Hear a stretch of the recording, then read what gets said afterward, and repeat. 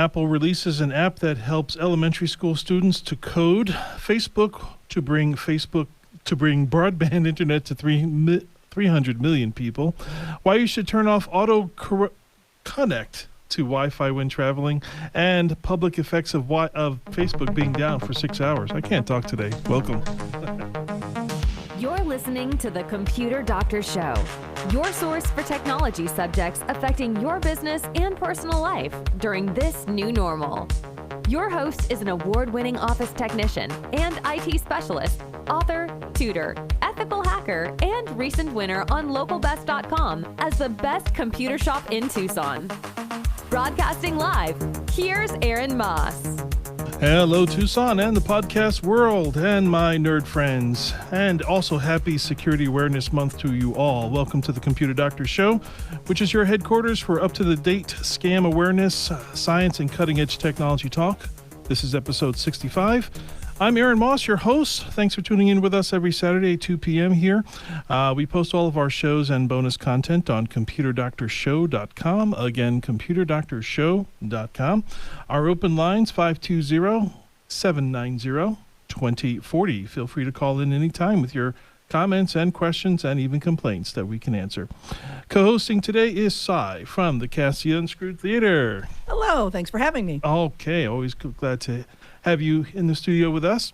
The Computer Doctor Show is sponsored by the expert technicians at Perfection Auto Works near Speedway in Craycroft. They have a free 26-point inspection, and when I really have a tough problem, I take my cars over there to Perfection Auto Works. Great people down there. We're going to take a break from the regular news and get into what's happening in tech news this week. So Apple releases an app that helps elementary school students to code. And so basically designers and educators are joining forces to bring app design and coding to elementary school students. Now, when I was in elementary school, I don't know about you, we had blocks, we had phonograph, we had, we had these little things that the class would be split up in. I always loved the blocks. Sure. But here we are in elementary school, and these kids are learning how to code. Now, we were talking before the show about Apple's call to fame is because this is like the cognitive growth spurt. This is like the cognitive... it's a learning sweet spot. Right. At elementary school age, where they're grasping languages and their brains are really open and ready to learn new things and new concepts in all kinds of creative ways. It's a fantastic time to start learning something like coding. And it's as early as fourth grade. So fourth grade, I guess that would be 8-year-olds, 9-year-olds. 8 to 9, 10, right? yeah. Okay. So the program is called Everyone Can Code. It's a curriculum along with the Swift Playgrounds app. So it's called Everyone Can Code, the curriculum with Safe Playgrounds app. So it basically helps educators and families introduce coding into students in their early years. And the learning fundamentals of coding at a young age helps students to listen, communicate, and think in new ways. And they think more in a way of a problem-solving mentality, which is what is lacking. Sure, absolutely. Okay. I can't tell you how many times I've gone to, stores, here in town, and I asked for help by someone of a certain age, right, and they said, we can't do that because the computer doesn't let it, I was at the Walmart down on Valencia, right? I needed air in one of my tires, and they said, we can't put air in them because there's nothing in the computer that lets us put air in the tire. It has to be a complete tire change. Oh, I see. In order to put, and then also the kid running the thing said he was afraid that my tires were gonna pop explode or explode okay. if he put air in the tire. Yeah, so we need this cognitive, problem solving mentality to start moving forward here. Absolutely. Well, anything that's problem solving as opposed to solutions oriented, which is sort of the I can't do that because that's a solution they can't provide, as opposed to you have a problem, let's figure out what the solution is. Kids are great at that because, if you've ever listened to them tell a story, they don't know how it's going to end yet, and they might go on for days until they get to the end, but they're gonna solve some problems along the way. Yeah, one of the concept was the idea of the loop, where you can have the benefit of having a machine perform a task is that it can do it over and over and over again. It's rinse and redo. Or rinse and repeat. Rinse and repeat. There it is. So they can use that, but as long as they get it right once, they can just copy that over and over and over again. Sure. The experts have been saying over the past 5 years that the most powerful future skill is app design, and here it is coming to reality with the kids. So that's great news. Yep. Also, Facebook connectivity. So Facebook does all kinds of things. So they are actually in the internet provision. They are their own ISP in some areas. But what they're trying to do is bring broadband internet to some 300 million people they're calling them underconnected people. So they might have some connectivity. They might have dial-up. They may have some sort of connection. But they are trying to make it so that more people have access to broadband so that they can use Facebook.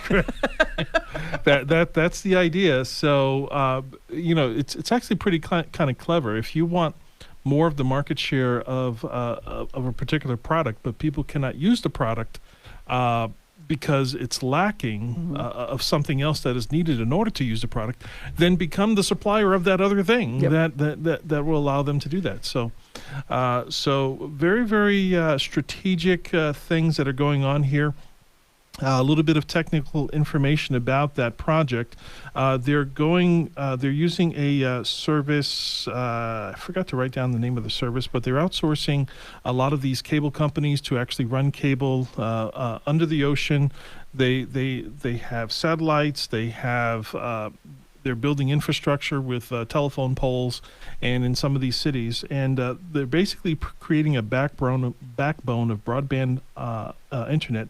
Hundreds of thousands of miles of fiber optic cable, delivering connection to entire countries that may not have even broadband.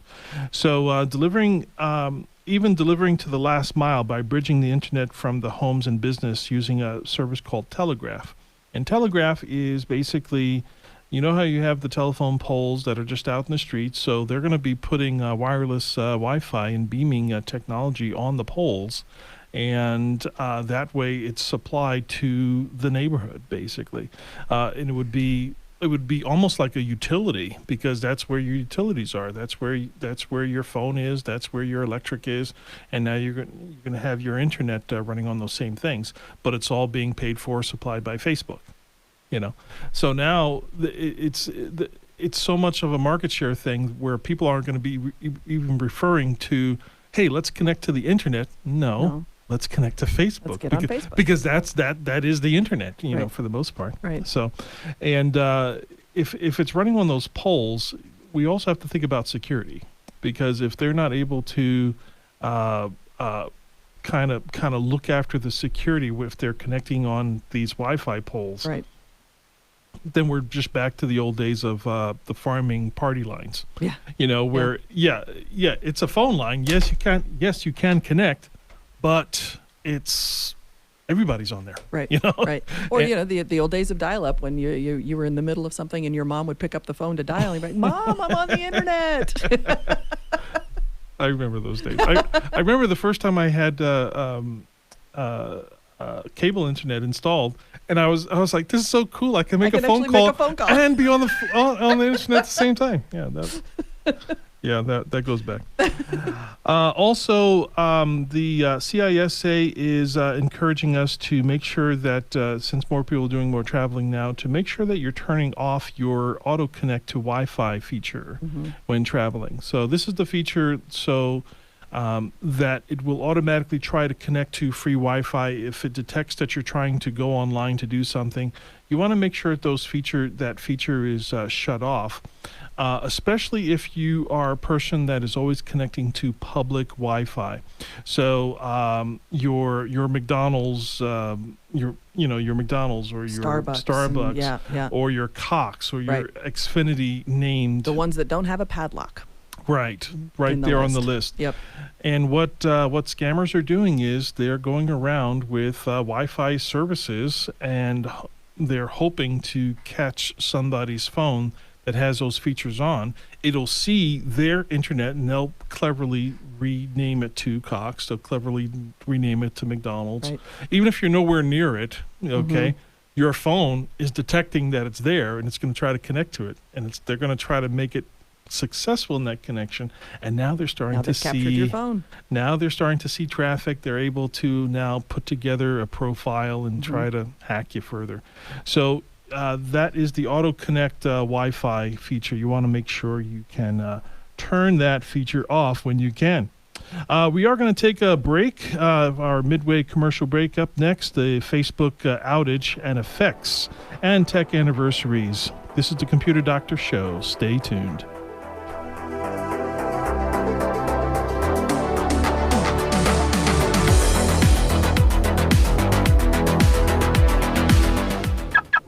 Oh, yes. I've come to feel very close to the birds, and I've come to realize how they feel when... Wow, what a beautiful day for a drive. Come on, sweetie bird. You're going with me.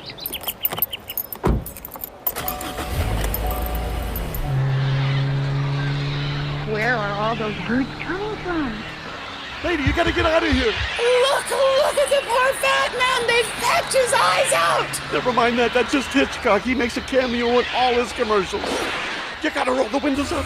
Get your windows up. The power windows don't work. Lady, I know we don't have time to discuss this, but you should have taken your car to Perfection Auto Works. They do windows.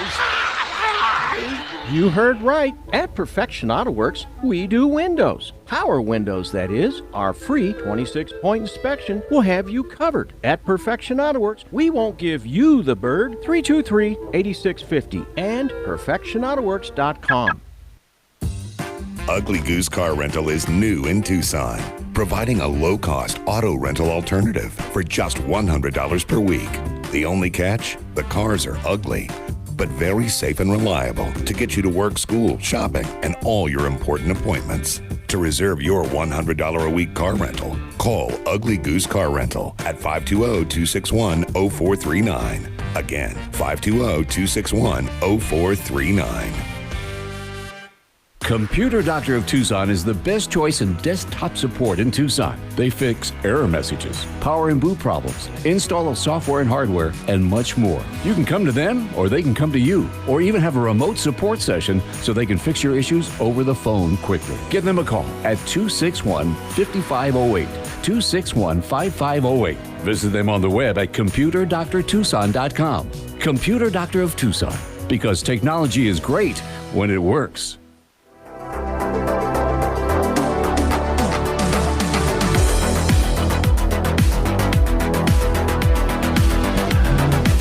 Welcome back to the Computer Doctor Show, your source for scam awareness, science, and cutting-edge technology talk. I'm Aaron Moss, your host, along with Cy here co-hosting today from the Unscrewed Theater. Big shout-out to Carla Morales and all those that worked hard at the Arizona Technology Council Expo at the TCC this past Wednesday. Many discussions on cybersecurity, and there was also a panel discussion on electric and autonomous cars. And we were actually served beer by robot. Well, not all of us were served by. Not all of us partook of beer, but there was a robot bartender. There was a robot bartender there, and we also learned of the companies and tech jobs that are coming to Arizona in the very near future. So, Chandler, as many of us are aware, is going to be kind of like a central melting pot of all kinds of companies, technology related, coming to Arizona. So lots of the U of A, Pima County College, all these all these universities and high schools are stepping up their game for their engineering courses because it's going to be a huge need locally. Sure. So that is what Arizona is gearing up for. Also, if you are going to Tucson Meet Yourself today, you might see me there. I'll see you there. If you look for, I'll be wearing my black computer T-shirt, similar to the one that I did at the Unscrewed Theater. I might wear that same one. I don't know. But I'll be there just for a little while, maybe about the next hour or two after the show. But before we get into our next segment, Sai, what can you tell us about the Unscrewed Theater? Well, tonight we've got 3 shows going on. If you've got kids and they're eager to wear their Halloween costumes, put them in their costumes and come to our Unscrewed Family Hour at 6 o'clock tonight with Comic Chaos. And then we have 2 shows after that with Not Burnt Out, Just Unscrewed, and The Big Daddies, a family-friendly show at 7:30, and an uncensored show at 9. Unscrewedtheater.org for all that information. And you can even watch from home on Zoom. And you actually designed the Unscrewed Theater website. I did indeed. Yeah. All right. Yeah. Yeah, we recently relaunched it. Oh, okay. Yeah. Well, maybe I should go around on the there. same time we started to go back into the theater for live audiences. Okay, so we know who to come to if there's a problem with the website. That's correct. All right. Very good. And here are some science and tech anniversaries. On October 6th, 2010. That was 11 years ago. Instagram was released. So this is the anniversary for Instagram. Of course, it was bought out by Facebook back in April 2012 after it was just around for 2 years. But one of the later things happening with Instagram, although that it went down, right. on the 4th, because it's tied to Facebook, they're actually going to be discontinuing the Instagram TV part of their things. So they're concentrating more on the feed and also Instagram Reels. Reels is very, very big, which is the short video format. Yep. Also, October 10th, 1984, 37 years ago, Cisco was founded back there 37 years ago. And Cisco, if it wasn't for Cisco and a lot of their traffic security and monitoring systems, and they're huge with switches, internet switches and network switches. Yep. If it wasn't for them, we would not be able to do network monitoring or even cybersecurity observations. Okay. Yeah, so the university would fall apart without our Cisco products. We are a heavy Cisco customer. Excellent. So anniversary there to Cisco. We couldn't do security without them. Yep. So for the remaining time of the show, we wanted to talk about this thing that happened with Facebook on October 4th. So I guess for here in the United States, it happened sometime in the morning. About 10 a.m.-ish, something like that. Yeah, and it lasted maybe 4-6 hours, I think. I think it was a full 6 hours or something in that neighborhood, yeah. So now here's the problem with it. When we think of what Facebook actually is, and this is something that happens a lot. So many people use it, and so many people have become dependent on it of the amount of time that they spend on it, like every day. Many companies run advertisements. People get their news.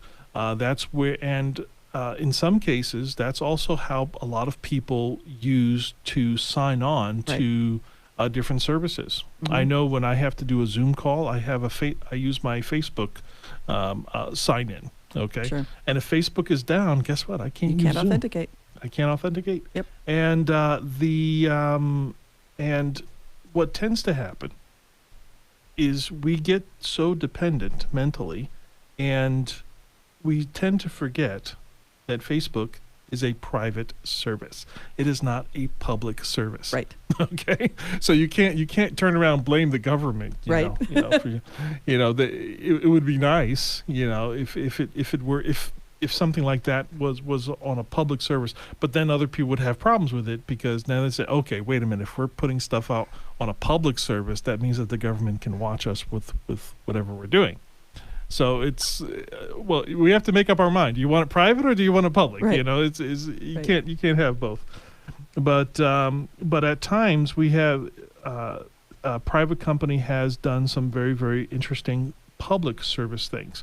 For example, in June of 2020, just about a year and 3 months ago, right here in Tucson, the 911 system went down. Okay, and the police department, the public safety 911 call center, they actually had to start sending out tweets to the public. Right. Okay, telling them that it's down.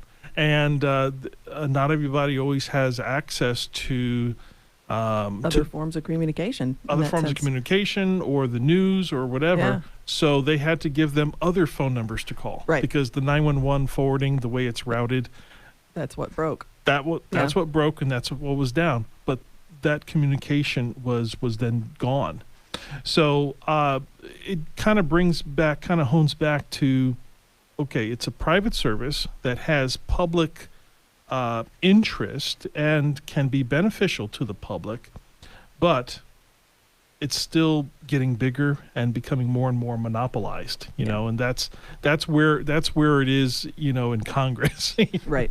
So last week we had talked about how Facebook is being affected by young teenage girls, how it's affecting how they feel about themselves now, which it's a surprise to me because I thought that was kind of like a given fact, you know, but it's a surprise to me that there are young teenage girls on Facebook, because that's not really a that's not really like their thing. Facebook attracts anymore. Right? Isn't it Snapchat and all these other well, TikTok and TikTok. Certainly other places. Yeah. So if it's happening, if they're feeling bad about themselves on Facebook, obviously they're feeling bad about themselves, you know, on these other apps. It becomes an amplifier, to be sure, of something that may already exist. Right, but that's one of the reasons why I'm monopolizing a service. So like when a major service like Facebook goes down, how many things it affects, right? How many things people are dependent on it. If Facebook were broken up into pieces, we're trying to think about what that word was. Deregulation might be the word. Deregulation, Yeah. that's the word I was right. They're deregulating, and they would actually be able to handle and control connectivity a lot better. They could It'd be less brittle. Yeah. Right. They can do the authentication as its own separate thing. Yeah. You know, and connectivity, like Facebook connectivity, where they're doing all the networking things. Right. That can be like its own kind of thing as well. Yeah. And each of those entities can have a different relationship with the regulatory agencies from the government too, as necessary, and that doesn't have to be an all or nothing. Right. And when Facebook went down, it also brought up this good point. It's always good to have some sort of contingency plan. When your internet goes down, what do? Okay, you should have something. With me, when my internet at my house goes down, I know that I can still kick on the hotspot of my cell phone. Mm-hmm. Okay, that's my contingency plan. But some people may not have that luxury. Right. But something else you can do for a contingency plan is have an arrangement with your neighbors. If you have a next door neighbor, okay, you guys can, like for example, our neighbor has a different service than us. So if Xfinity goes down, I know that I can go to my neighbor. Right. I don't. I just use my hotspot. Right. But if you don't have that ability, you can certainly help out those who might not be able to use a cell phone to connect. Exactly. Yeah. And the idea is that nothing is 100%. Even if you have an internet plan with Cox, you have an internet plan with Xfinity or CenturyLink or any of these places, they will never ever tell you 100% uptime. Right. They will never say that. Right. They'll say 99.9. Yeah. Yes. And I actually did a calculation. I was dealing with Cox, and we had a major customer that went down for about 5 hours. And then I actually calculated all the hours of uptime we had for the rest of the year. Yeah. And when they missed that 4 or 5 hours, That's it actually came up to about 99.9% uptime. You know, so they do stand up to that. Before we wrap up, I just want to thank our sponsor, Perfection Auto Works, again. Stop by their location near Speedway in Craycroft for your free 26-point inspection. This is episode 65. My name is Aaron Moss, and your host and technology expert. Cy was co-hosting today. Tom Fairbanks is at the control board. Listen to the Computer Doctor Show every single week with new episodes every Saturday. Stay safe, enjoy the rest of your weekend, and we'll talk to you again next week.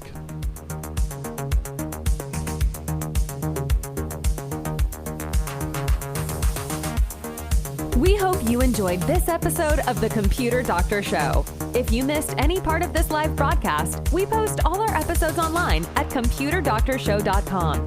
Remember, the world is getting more and more tech, and so should you. To stay current with technology, listen to the Computer Doctor Show each week for local and global tech insights.